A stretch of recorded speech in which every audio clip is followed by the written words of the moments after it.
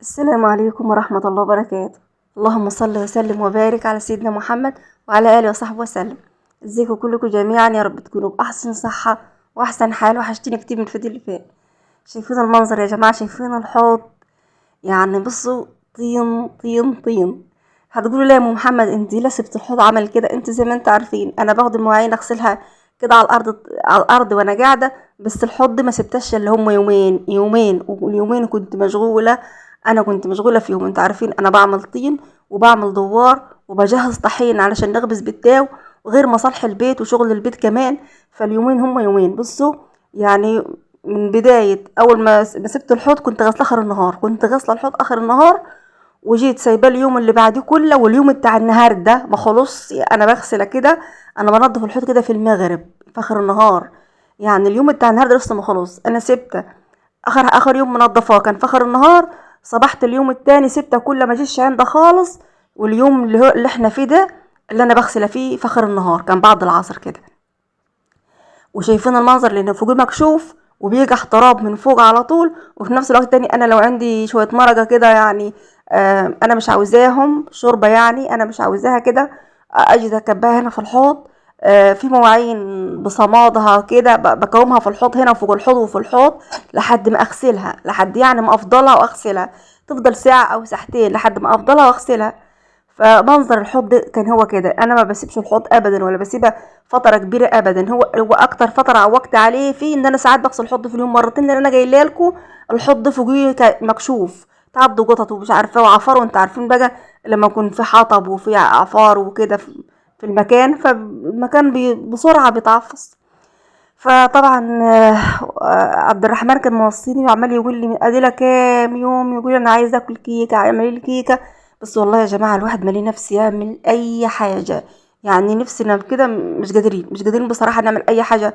الحاجات اللي هي الحلويات والحاجات دي، يعني احنا بنقضي مصالح بيتنا بالعافيه، ملناش نفس علشان الظروف اللي احنا شايفينها والحياه اللي بتدور حوالينا، وموجوعين وقلبنا موجوع. بصوا، انا لما بقعد اشوف الاحداث والحاجات دي انا يعني احتبر كاني بيجيلي اكتئاب، نفسيتي بتتعب بجد بجد يعني.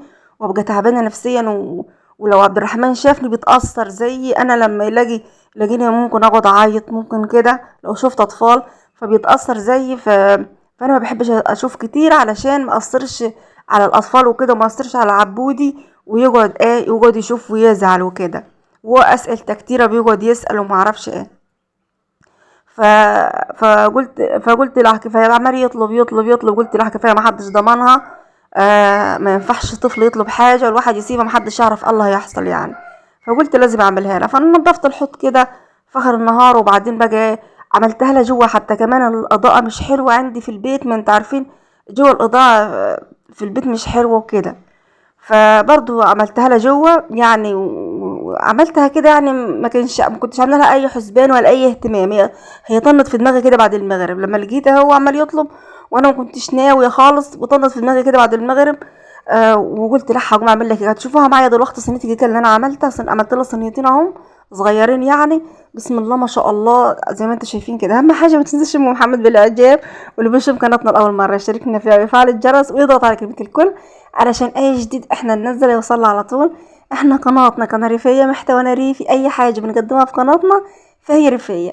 بنتكلم بقى عن حياه اهل الريف والتراث القديم وجداتنا ازاي كانوا عايشين، وشغل مع الكانون وفرن الطين، والحياه البسيطه الطبيعيه، حياه اهل الزمان اللي كلها رضا. فبص يا جماعه، بقى انا جيت هنا طبعا بقى بعد العشاء كلها، بعد المغرب وتعشينا وكده. فقلت بقى لا عم هو برضو مش ساكت، عمال يقول يعني يقول انا عايز كيك اعمل لك. من زمان ما عملتلهمش حاجه حلوه ولا اي حاجه محليه خالص. فقلت لا بقى انا كان نور جايب يعني حاجه زي النوتيلا كده، زي النوتيلا فاهمني. فعمال يقول بقى اعمل لنا كيكه وحط لنا عليها، وجاب حلاوه ملونه كده. رحمة بيقول عليها شيكابون، حلاوة ملونة كده يعني ايه، صفرا وخضرا وحمر، حلاوة حلوة. رحمة بيقول عليها شيكابون. عمال بقى يقول اعمل لنا كيكة حط لنا عليها من الشوكولاتة اللي هي السايحة دي، وحط لنا عليها الحلاوة الملونة دي فاهمني. فانا بقى ايه قلت لا هعمل لهم، اعمل لهم منها طالما هم عمال يقولوا يعني.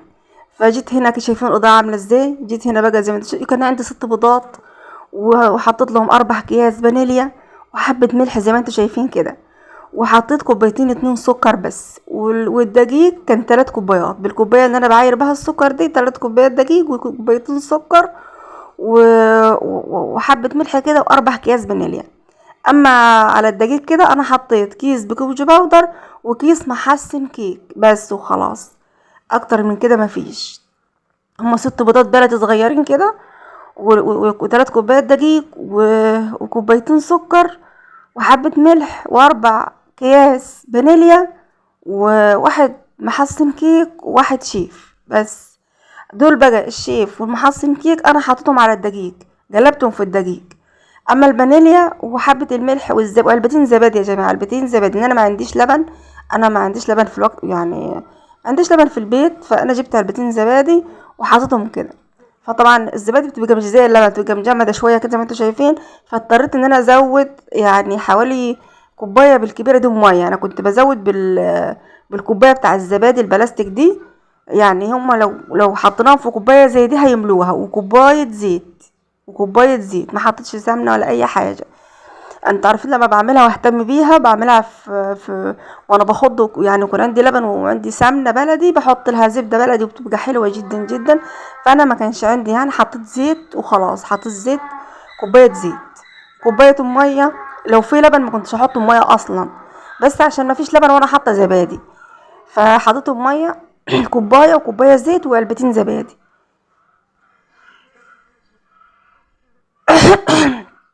فبصوا يا جماعه بقى، زي ما قلت لكم كده 3 كوبايات دقيق، 2 زبادي، كوبايه زيت، كوبايه ميه، كوبايتين سكر، 4 باكاو فانيليا، حبه ملح صغيرين، كيس محسن كيك وكيس بيكنج باودر، بس اكتر من كده مفيش. وخلاص وعملتهم كده في بعضهم كده يعني ضربت كل حاجه في الاول خالص، حتى ما قدرتش، كسلت ان انا اضربهم في الخلاط، قلت لا ولا خلاط ولا حاجه، انا اضربهم المضرب كده وانا قاعده علشان اراضي العيال وخلاص. والعيال ملهاش ذنب في اللي بيحصل، ولا لها ذنب في الالام اللي احنا عايشينها ولا الحزن اللي احنا عايشينه والحاجات اللي احنا عايشينها دي واللي احنا بنشوفها، فالعيال ملهاش ذنب. هم طبعا بيطلبوا الحاجات وخلاص. فقلت لا انا مش هينفع برضو ان انا اقول افضل اقول لا مش هعمل وطنش وطنش وطنش. فطبعا دي طفل ومحدش ضمنها، وانا طبعا بقلق كده لو طفل طلب حاجه وما عملتهاش، لا ببقى جلجان اقول يعني لا قدر الله تحصل حاجه، اقعد اندم واقول يا ريتني كنت عملت له الحاجه دي وكلتها له. فانا عملتها كده بسم الله ما شاء الله، بس طلعت حلوه يعني، فنشه كده وحلوه وزي الفل يعني، مع اني ما كنتش مهتميه بها جوي، كنت عاملاها كده في اللي انت عارفين لما بحب اعمل حاجه زي كده بقى بروح اعملها كده في الاضاءه في النهار واظبطها. وعملت معاكم كيكه كتيره قبل كده وعملت معاكم بسبوسه وحاجات كتيره جو حلوه وبظبطها واخليها زي الفل. فانا بقى قلت عملتها لها كده وخلاص، وانا قاعده جوه في المنظره زي ما انتم شايفين كده في البيت من جوه. طبعا انتوا عارفين البيت عندي ونضفت معاكم المكان كذا مرة، وعملت معاكم روتين هنا في البيت كذا مرة، وانتوا عارفين في البيت هنا. البيت طبعا زي ما انتوا شايفين كده من البيوت القديمة اللي هي بتاع زمان كده، بس بسم الله ما شاء الله يعني حلو والحمد لله يا رب زي الفل يعني. فبصوا جابوا كده صينيتين، يعني ايه قسمتهم على صينيتين عشان ما تبقاش صينيه عاليه جو كده وتعجن من جوه وتملى، والكيكه توصل لحد اخر الصينيه من فوق، وتبقى الكيكه ممكن تبقى عجين من جوه وكده. فانا قلت العكس، هم خليهم خفاف كده على صينيتين وخلاص وياكلوا ويتبسطوا وخلاص. طبعا عايزه اشكر ناس دخلت لي جيت، بشكر الناس اللي معايا من زمان واقول لكم انتوا كلكم عراس من فوق، شرفتوني ونورتوني. بشكر اي حد بيعمل لي اعجاب، اي حد بيكتب لي تعليق حلو يشجعني بيه، بقول لكم شكرا شكرا. وبقول لكم انتوا كلكم كده على راسي من فوق، الف شكر لكم. اهي اللي انا حطيت منها يا جماعه دي انا نوتيلا نور، مش بيقول عليها نوتيلا، مش عارفه بيقول عليها اسم تاني كده، هي زي الشوكولاته السايحه كده. فهو نور كان جايبها، فانا بحط منها كده على بعد ما قطعتها مربعات بالسكين، فانا نزلت عليها مع ان لما حطها في التلاجة بقى الشوكولاته اللي عليها دي بتجمد وتبقى حلوه قوي يعني، لما بتحط شويه في التلاجة كده بتجمد الشوكولاته اللي عليها. ف... فجبت بقى الحلاوه الملونه اللي رحنا بنقول عليها شيكابون، الحلاوه دي رحنا بنقول عليها شيكابون، جبتها كده وحطيتها على وشها من فوق، يعني هذا شكلها حلو يعني علشان بس العيال تفرح، لان انتوا عارفين العيال بتحب الحاجات دي، بتحب الشوكولاته، بتحب الحاجات المحليه، بتحب الحلويات الملونه، فالاطفال بتحب الحاجات دي قوي يعني. فانا عملتها كده يعني اهو خلاص. وقلت اصور معاكم فيديو. يا رب يكون فيديوهاتنا بتعجبكم، ويكون محتوانا بيعجبكم، نكون دايما عند حسن ظنكم، ونكون اي حاجه بنقدمها كده بتعجبكم، ونكون ضيوف خفيفه عليكم، ما نكونش تقال. زي ما انتم شايفين كده يا جماعه، دي كان الفيديو بتاعنا اهو. عملت صينيتين حلوين كده لرحمه كيكه لعبد الرحمن، هو ونور يعني ياكلوا منها. اي بسم الله ما شاء الله، زي ما انتم شايفين كده. روعه يعني، حلوه جدا. والاضاءه، أصل الاضاءه ظلمها والله. لو في النور في النهار كده، انت عارفين الاضاءه عندي جوه زي الزفت، بس الحمد لله لو في النور بره كنت تشوفوها حلوه. اترككم في رعايه الله، والسلام عليكم ورحمه الله وبركاته، مع الف سلامه.